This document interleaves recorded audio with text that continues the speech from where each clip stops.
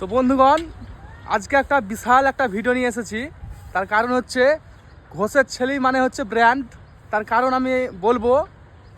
তার কারণটা হচ্ছে এর আগের দিন দিয়েছিলাম, একজন দুধ খাচ্ছিল আর একজন গাইটা দোহাচ্ছিল।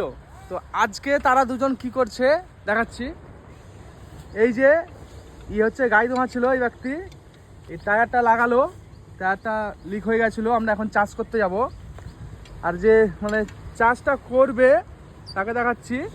ইনি হচ্ছেন যিনি দুধ খানেওয়ালা, দুধ খেয়েছিলেন, 1 কেজি দুধ খেয়েছিলেন।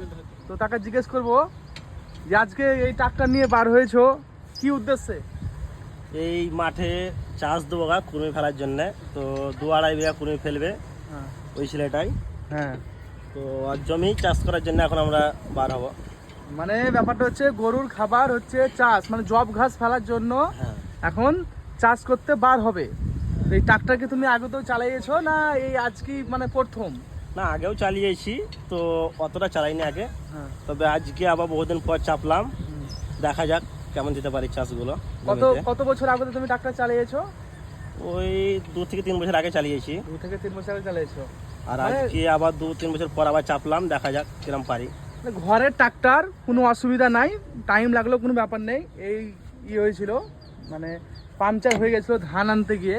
এই হচ্ছে ধানের পরিবেশটা আপনাদেরকে দেখাচ্ছি। এই পরিবেশ দেখে মানে মন ভরে যাচ্ছে।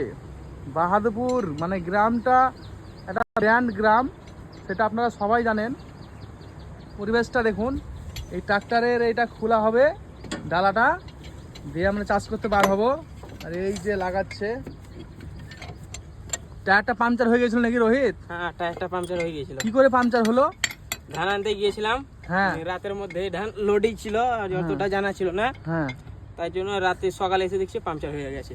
ও মানে টাইম হয়ে গিয়েছিল, নিয়ে লেবার পালিয়ে গিয়েছিল, নিয়ে নামাতে পারেনি নাকি?